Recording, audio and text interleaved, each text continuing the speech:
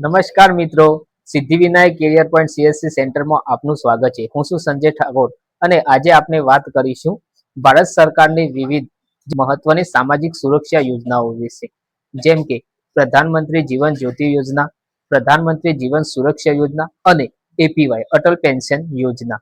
ચાલો એકદમ સરળ ભાષામાં આજે સમજીએ કે આ યોજનાઓ છે શું અને એનો બેનિફિટ કોને મળે છે અને કેવી રીતે મળે છે. તો સૌથી પહેલા વાત કરીએ પ્રધાનમંત્રી જીવન બીમા યોજના એટલે કે પીએમજેજેબીવાય. આ એક લાઈફ ઇન્સ્યોરન્સ યોજના છે.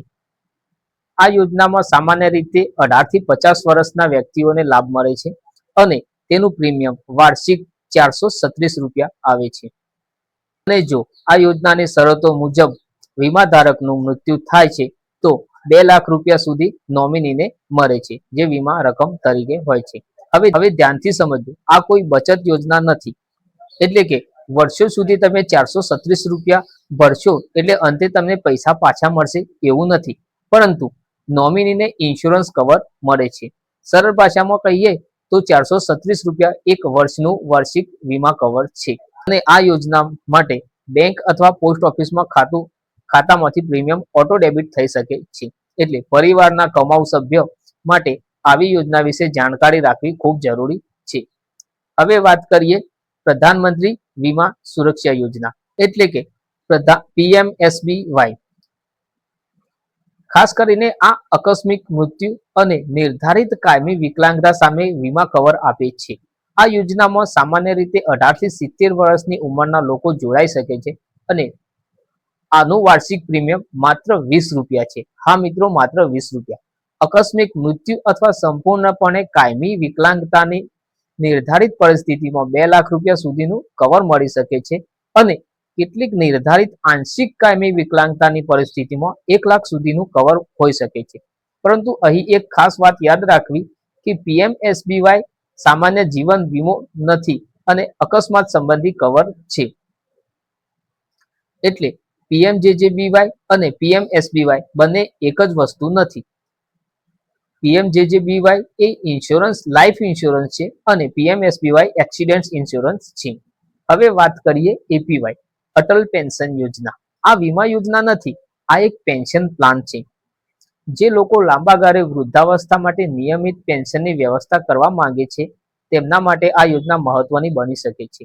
એપીવાયમાં સામાન્ય રીતે 18 થી 40 વર્ષ સુધી જોડાઈ શકાય છે અને 60 વર્ષની ઉંમર પછી પસંદ કરેલી કેટેગરી પ્રમાણે 1000 થી 5000 સુધીનું માસિક મિનિમમ ગેરંટેડ પેન્શન મળી શકે છે.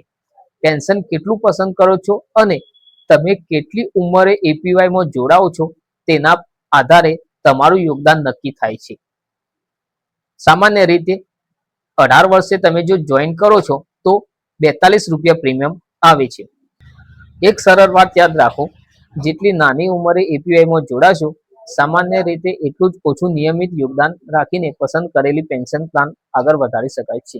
એપીવાય માટે એક સરળ વાત યાદ રાખો, જેટલી નાની ઉંમરે એપીવાયમાં જોડાશો સામાન્ય રીતે એટલું ઓછું નિયમિત યોગદાન રાખીને પસંદ કરેલી પેન્શન માટે સરળતાની માસિક પેન્શન માટે ઇન્ડિકેટિવ કોન્ટ્રીબ્યુશન 40 વર્ષની ઉંમરે જોડાવા કરતાં ઘણું ઓછું છે.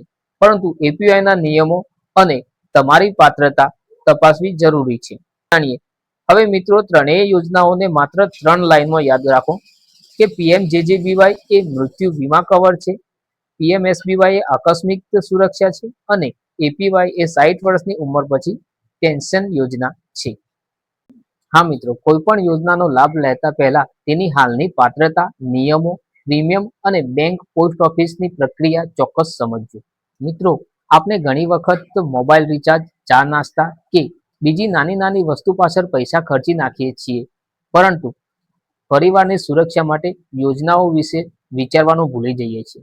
યાદ રાખજો, પરિવાર માટે કમાવવું મહત્વનું છે, પરંતુ પરિવારની ભવિષ્યની સુરક્ષા પણ એટલી જ મહત્વની છે.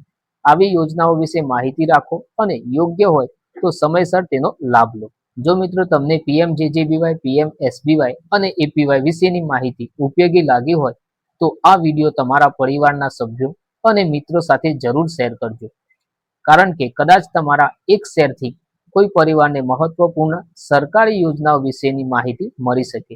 આવી જ સરળ ભાષામાં LIC, સરકારી યોજનાઓ, CSC સેવાઓ અને નાણાકીય માહિતી માટે અમારી ચેનલને સબસ્ક્રાઇબ કરવાનું ભૂલશો નહીં અને કોમેન્ટમાં લખજો PMJJBY, PMSBY, APY અને તમને જોઈતી કોઈ પણ માહિતી વિશે અમને જણાવજો. મળીએ આગામી વિડીયોમાં.